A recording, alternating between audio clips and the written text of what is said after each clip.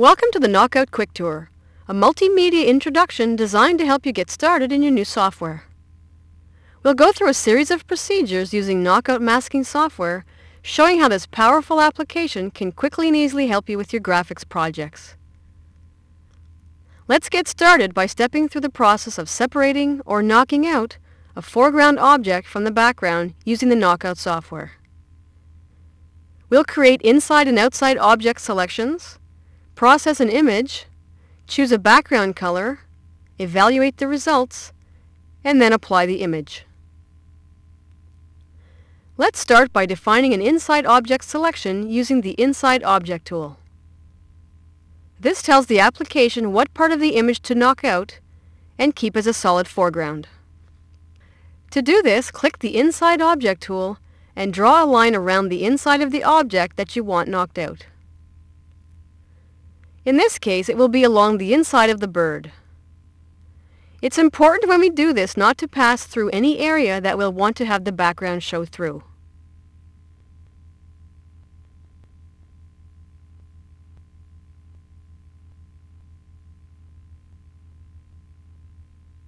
We can fine-tune our selection by holding down the Shift key and selecting an area to add to the selection.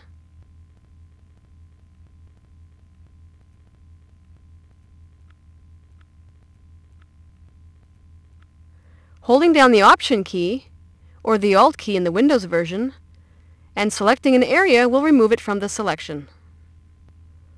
If you have multiple areas in your image that need additions, selecting the Inside Object Addition from the Property bar will switch to that tool, so you don't have to keep the Shift key pressed. This is also true for subtraction. Now we'll use the Outside Object tool to define the outside limit of our object. This, together with the Inside Object line, designates the transition area, or the part of the object that the masking effect will be applied to. Clicking on the Outside Object tool, we'll draw a line surrounding the outside of the area in our image that we want knocked out, being careful not to cut through any part of the image we want to preserve.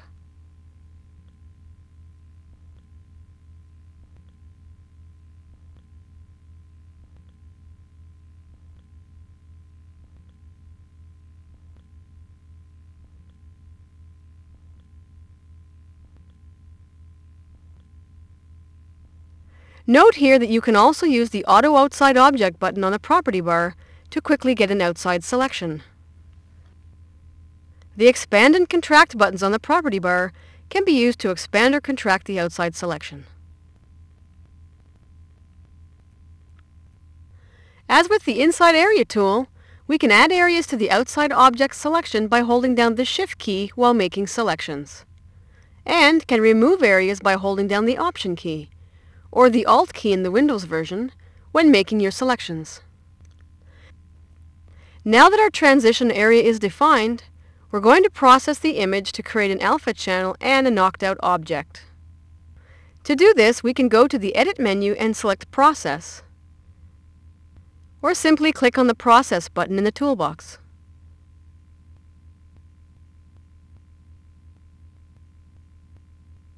Now that our file is processed, we are looking at the knocked out view of our image. Depending on the colors in our object, we can change the background color using the Underlay Color Palette for better visibility. Note that this background color is for visual reference only and is not part of our image. Under the View menu, we can also change the view of our image to see the original we worked with, or the alpha channel that has been created, which shows us the transparency information in our object. Now, all we have to do to prepare our processed image is to apply it. This will allow us to add it to a background image in Adobe Photoshop or other compatible hosts like Corel, Photopaint, or Painter. Here we've placed our bird on a new background to show you an example of how you can use your knocked out images.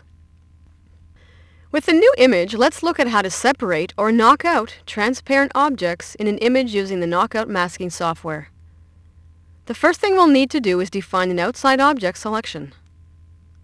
Select the Outside Object tool and draw a line around the glass and stream of water without touching it.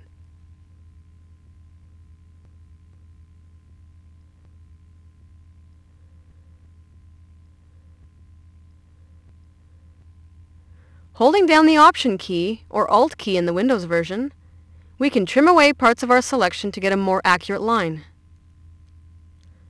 We could also add to the selection if we wanted to by selecting areas with the Shift key held down.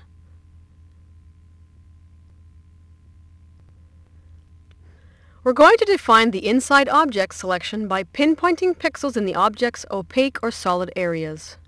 To select individual pixels, select the Pushpin tool from the property bar.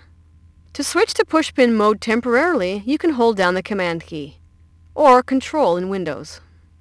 Now click on several different points in the image that contain opaque, colored areas that we want to preserve in the knocked out image.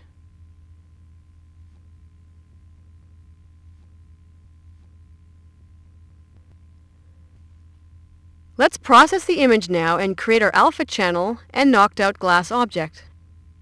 Click the Process button in the toolbox.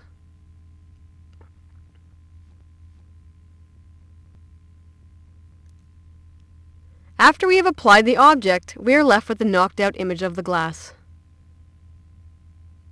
Here is the object on its new background. The detail of the glass has been preserved, but the background we've placed it on shows through the transparent areas of the image.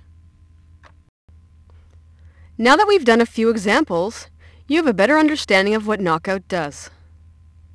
Now we're going to explain the different transition complexities and how to select the right level for your image. Transition complexity defines the number of colors that enter the transition area. You can choose from Transition Complexity Level 1 to Level 4. Level 1 is for less detailed images with few colors in the foreground or background.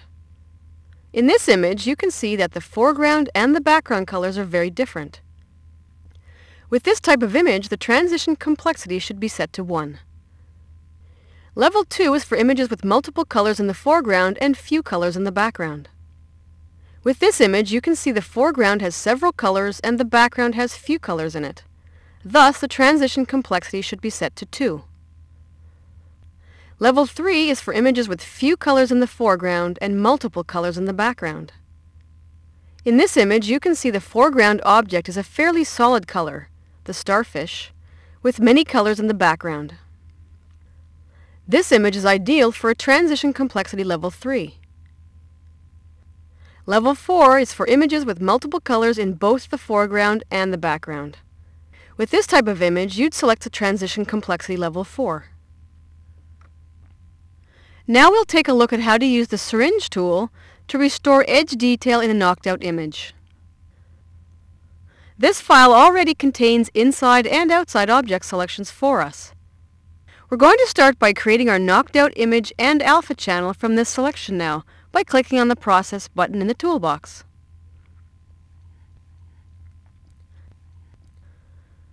Now let's click on the Zoom tool for a second and marquee select an area here where there is more subtle differences between the object's color and its background. In this case, it might be something like the intricate detail found in the girl's hair. What we can see when we switch views from the alpha channel and back to the original is that some of the hair in the picture gets lost in the processing. Transparencies like this can occur when the inside object selection line does not flow through a specific foreground color that appears in the transition area. To address this, we can use the syringe tool to withdraw color from the foreground object and inject it into some edges that have become too transparent. First, we'll click on the Inside Syringe tool and holding down the Command key, or Control key in the Windows version, we'll click on an area to withdraw a similar red color to the one that has dropped out. Press L on the keyboard to activate the loop zoom, and in the problem area, we'll click several points to inject the color.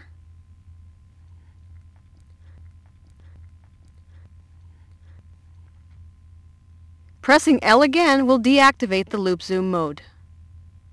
Now let's just process the image again. Now all we have to do to prepare our processed image is to apply it. This will allow us to add it to the background image in Adobe Photoshop or other compatible hosts like Corel Photo Paint or Painter. And here we have the final result of our image on its new background. Now we'll take a look at how to use the touch-up tools to restore or remove colors from the knocked out image. The included sample file called Sunflower is open here, which already contains inside and outside object selections for us. We're going to start by creating our knocked out image and alpha channel from this selection now by clicking on the Process button in the toolbox. And we'll change the background color to white. Now let's click on the Zoom tool to enlarge the area we want to work on.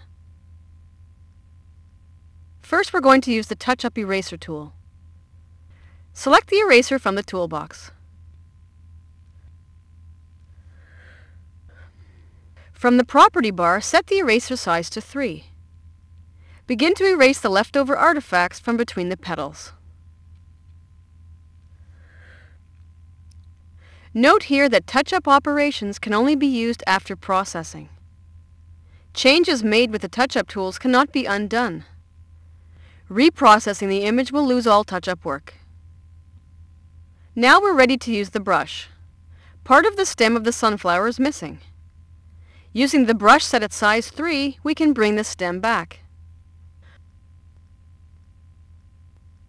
Also, the bottom right leaf looks like it's missing some color. We'll use the brush to restore the leaf.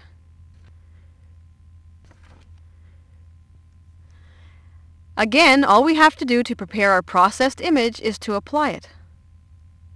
And here we have our restored knockout image on its new background. And that concludes our QuickTour. As you can see, Knockout is a powerful, easy-to-use masking tool. If you have any other questions or wish to learn more, be sure to refer to the user manual. Or visit us online at www.procreate.com. Within the application, you can also click the Help menu to obtain several help options.